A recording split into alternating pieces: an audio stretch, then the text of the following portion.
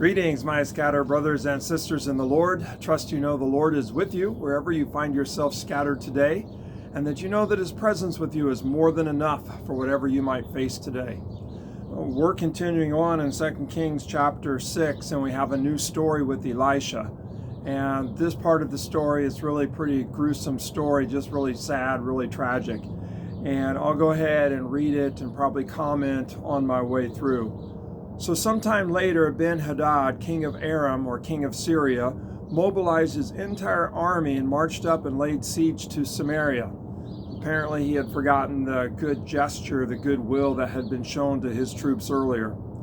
There was a great famine in the city. The siege lasted so long that a donkey's head sold for 80 shekels of silver and a quarter of a cab of seed pods for 5 shekels. So the king of Syria had surrounded the city of Samaria where the king of Israel lived. And in surrounding it, they stopped the food supply from coming in. There wasn't very much urban gardening, and so all of the food was grown outside the city.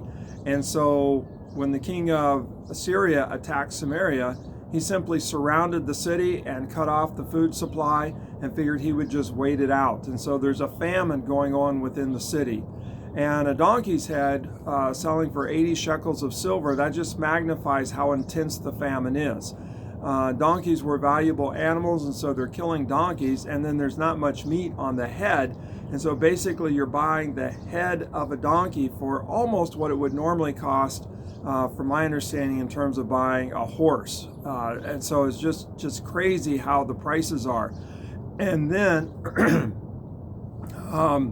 the other example that they gave of the famine was a cab of pod seed or seed pod.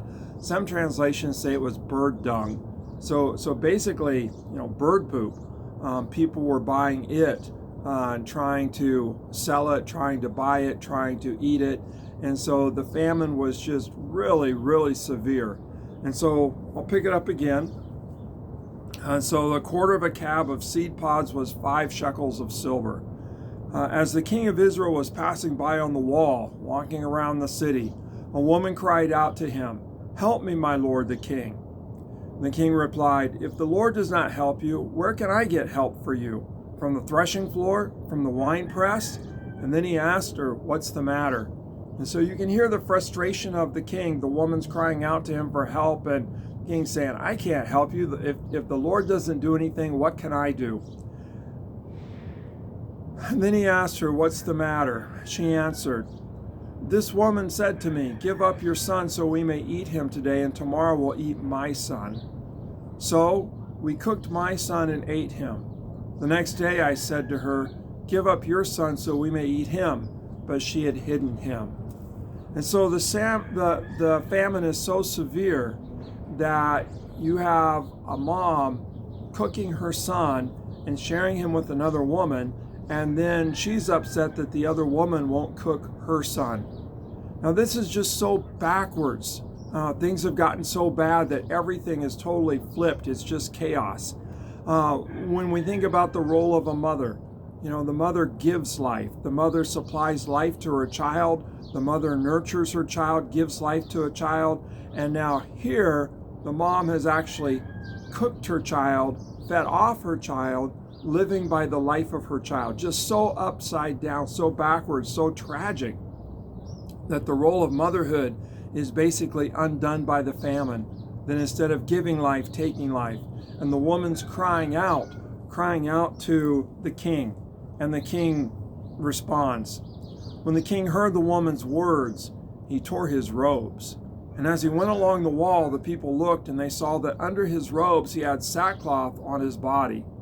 Now sackcloth was a sign of grieving. Tearing the robes was a sign of grieving. Sackcloth could also be a sign of humbling yourself. And so it's a way to communicate just how bad things are, that unless the Lord does something, that there's no way they're going to survive. And so the next verse, the king says, "May God deal with me, be it ever so severely, if the head of Elisha, son of Shaphat, remains on his shoulders today." And so the king is basically blaming Elisha for everything that's happening. Now maybe he's blaming Elisha because Elisha's the one who talked him out of killing the troops when they were here in Samaria, the previous story.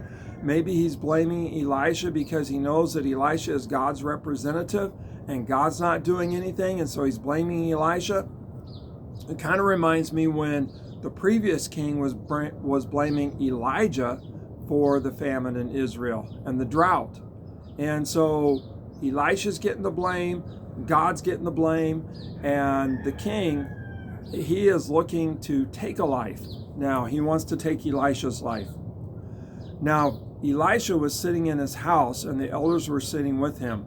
The king sent a messenger ahead, but before he arrived, Elisha said to the elders, "Don't you see how this murderer is sending someone to cut off my head? Look, when the messenger comes, shut the door and hold it shut against him. Is not the sound of his master's footsteps behind him?" And while he was still talking to them, the messenger came down to him. The king said, "This disaster is from the Lord. Why should I wait for the Lord any longer?" Well, that's the question I'm going to end on today. The king is saying, this is coming from the Lord. Why should I wait for the Lord any longer? You know, sometimes we go through hard times and God's not doing anything about it. And it's like, okay, this must be coming from the Lord, and because God's not stopping it. And so why should I wait for the Lord any longer? That's a tough question. That's a tough place to be. But sometimes we do find ourselves there wrestling with that question. Like, God, you're not doing me any good. Why should I wait for you any longer? Well, really, what are your options? There is no better option than to wait for the Lord. And the Lord is good, and the Lord is faithful. And we don't always understand what the Lord's doing. We don't understand why the Lord's not acting like we think the Lord ought to act, moving as fast as we think the Lord ought to move. But when we wrestle with that question, why should we wait for the Lord any longer? We need to remember, really, the Lord is our only hope, and the Lord is worth waiting for. The Lord is good. The Lord is faithful, and we just have to trust Him. Is it easy? Not always. Sometimes really tough. But wherever you find yourself scattered today, wait upon the Lord. He will renew your strength, and He will enable you to mount up on wings as eagles, to run and not grow weary, to walk and not faint. Really, there is no other alternative unless you want to, go the route that these women went, to where the one was willing to boil her son. Wait upon the Lord. It may be tough, but it's the only way forward.